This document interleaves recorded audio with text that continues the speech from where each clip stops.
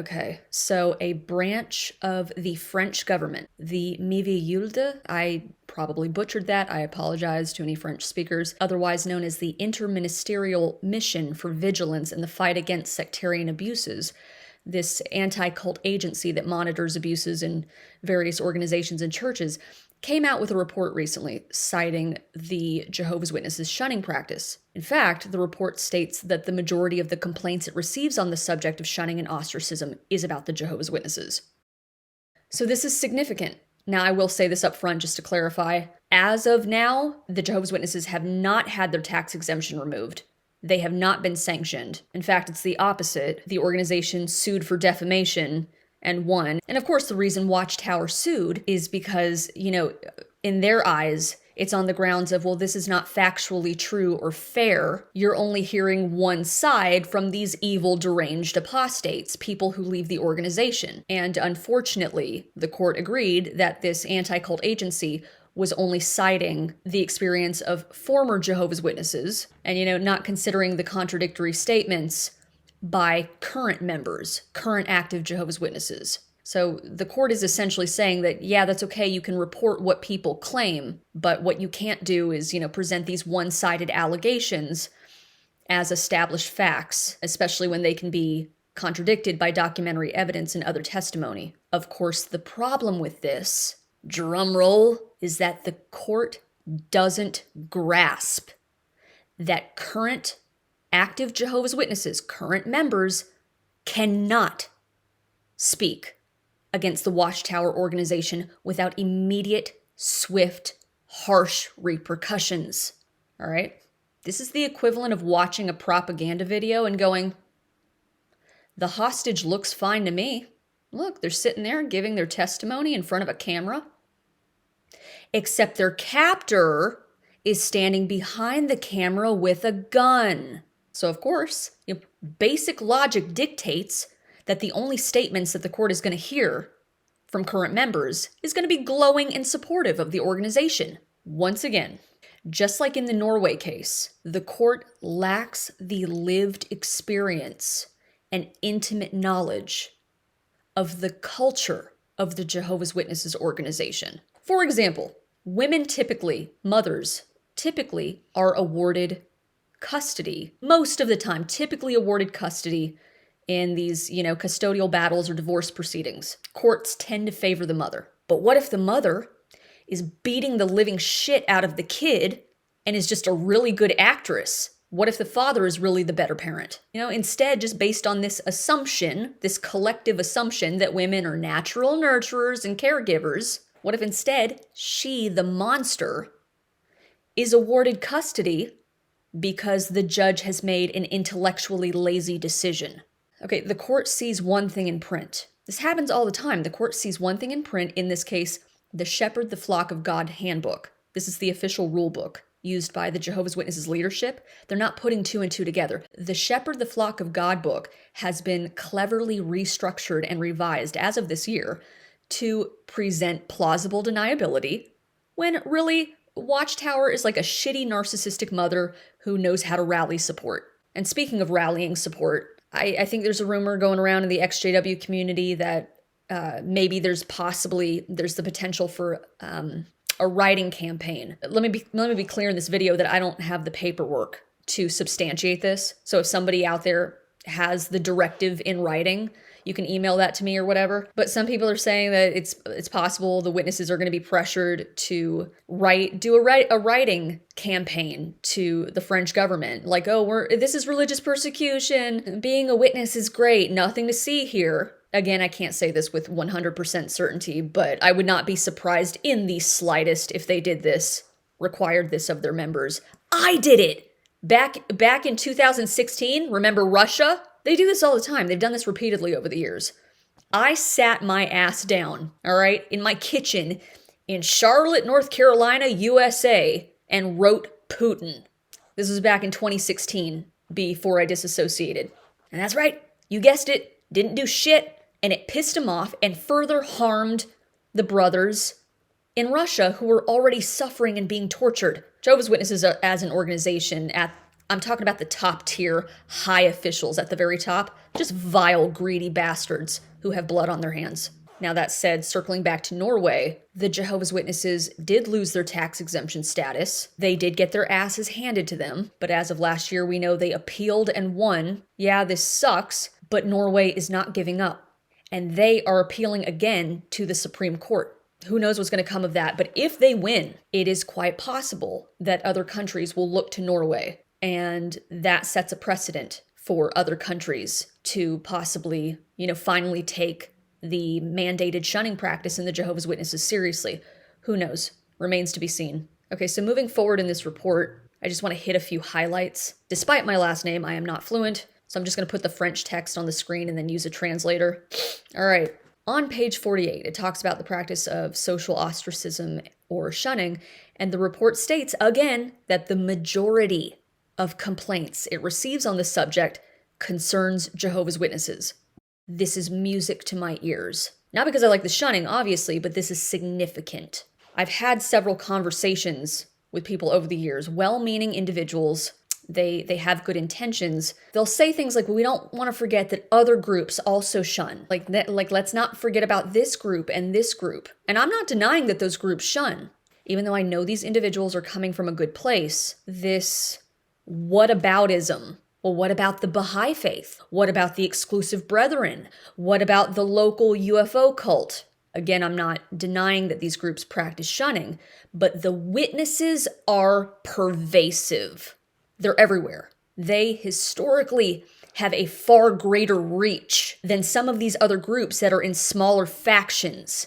And I feel that this sort of whataboutism not only diminishes the severity of the problem within the witnesses specifically, but it allows it to continue because people end up allocating all their energy and interest into trying to cater to every single problem or group, interests of every problem or group out there. Okay, just for a little levity, I'm going to use a different example. You know these chicks on TikTok or Instagram? Oh my God, guys, I am obsessed with these pumpkin raspberry matcha muffins, and so will you. And then in the comments, you'll see something like, well, but what about me? I can't have pumpkin. Can you make these without pumpkin? I'm allergic to raspberry. This is offensive. I have one leg and can't eat gluten. Can you make a special pumpkin pie for people who have one leg? Go yourself. This recipe clearly isn't for you. Go find another recipe. This is what we become. It's like we have to cater everything to the individual just so. But the irony is, because I know some people are going to be watching this going, well, Bethany, isn't this hypocritical of you to sit here and be like, just focusing on the witnesses? Boo-hoo, I came from the witnesses.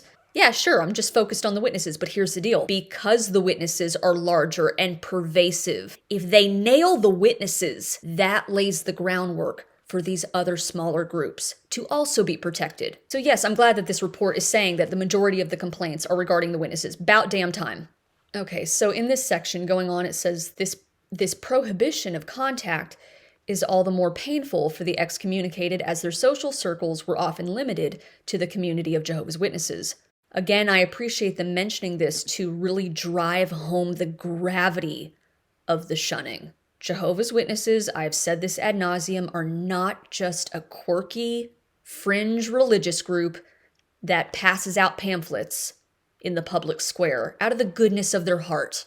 Most Jehovah's Witnesses have been born in. They didn't have a choice. They were born into a system that made them completely, for the most part, most witnesses are completely dependent on it. They are not allowed to have friends at school, work. They're not even allowed to develop close personal relationships or bonds with their own blood relatives who are non-Jehovah's Witnesses, who are worldly or unbelieving. Okay, again, this reliance on the group, it's all by design. They're taught that anyone that's not a Jehovah's Witness is a potential rapist or murderer. Shit, I get emails from guys all over the world who are like, man, I have a crush on this chick at work. She's a Jehovah's Witness, but I don't know, she looks really nervous. Like, she's nervous around me. And I feel bad for them because I'm like, dude, she's afraid of her own shadow. She is super indoctrinated. Her head is screwed up.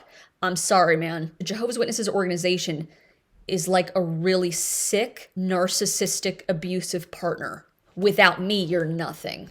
Without us, without the group, you're nothing, and you're going to die alone in the gutter if you ever leave. Is it any wonder so many are terrified to leave? Emotionally, you shouldn't have to. It's completely inhumane to require people to cut off their mother or father or cut off their daughter or son, whoever has left. Mandated shunning is wrong because Jehovah's Witnesses are not acting out of their own conscience, which is for the same reason that they can't write a glowing recommendation they're going to write a glowing recommendation for Watchtower because they can't say what they're really thinking and what's really in here. Most who leave the organization pay an extremely heavy price for their freedom. I was one of them. Lost my parents overnight, haven't heard their voice in 8 years. And of course, there's kids, teenagers and adults who shun their parents. The reverse happens too. Maybe the parent wakes up and leaves, and then the kid, however old they are, feels obligated to shun their parent. Okay, so reviewing the rest of it. So yeah, again, here it mentions Norway, the 2023 Norway decision, how the Oslo court stripped Jehovah's Witnesses of their status as a religious community for the violation of several fundamental rights. The Oslo court considered the refusal of registration and subsidy for Jehovah's Witnesses as justified because they believed that the shunning practice went against freedom of religion, specifically the right to freely change your religion or belief. And of course the witnesses appealed and won because they don't give a damn about victims or their legacy of destroying families. And they suddenly want to get political when their assets are involved. Okay, then it talks about the case in Switzerland, where the Zurich Regional Court slammed the organization over the two-witness rule and how it facilitates the cover-up of CSA cases. Okay, and then over here on page 52, it mentions the study that came out of the university, again, University of Zurich, that reported the negative long-term mental health effects of shunning on former members. These members were in Germany, Switzerland, and Austria. And within that sample group, notably, 81% had suffered emotional neglect, and 65% experienced psychological violence. And then let's not forget the UK, right? Recently, just a few months ago, that the UK Parliament ripped the witnesses for both their mishandling of CSA cases, and then the most surprising part was the opposing party actually stood up, piped up, and confirmed that the organization's shunning practice exacerbates and promotes the silencing of victims. I did a whole video on that too. I can put a link in the bio if you want to watch that. So anyways, I'll leave a link to this French report in the bio below. I mean, even though this isn't a solid victory yet, this is still good news because I can see the snowball effect that this could potentially create as more governments, start paying attention to the witnesses and reading between the lines. All right, there's a difference between freedom of religion and committing human rights violations in the name of religion. It's like the infamous quote from Watchtower in their own literature from the July 2009 Awake. No one should be forced to worship in a way that he finds unacceptable or be made to choose between his beliefs and his family. Prime example of how things look in print. But unless you're part of the organization, you grew up as one of Jehovah's Witnesses, you know the culture of the organization, you know it. You know the culture behind the four walls of the Kingdom Hall and how they operate. You know that something like this, like what they stated in their own literature, this speaking out both sides of their mouth and confusing the courts, in this case, this grace, like they just stated, is extended to potential converts. The person who's studying with Jehovah's Witnesses, they have the right to back off or opt out. How nice. What a nice sentiment. But this religious freedom is not extended to their own members. This is not extended. This freedom to change their religion or opt out, change their mind or whatever is not extended to Jehovah's Witnesses. People who had the misfortune of being born into a system that doesn't afford them the same rights without significant, long-lasting, life-altering consequences. So yeah, we'll see. So yeah, Watchtower is pulling its usual tricks, but good thing that France is paying attention. At least someone is. These different countries are speaking up, and hopefully that creates substantial change in the future. One can hope. Thank you guys so much for watching. I hope you're having a nice October. Stay safe, and I'll see you next time.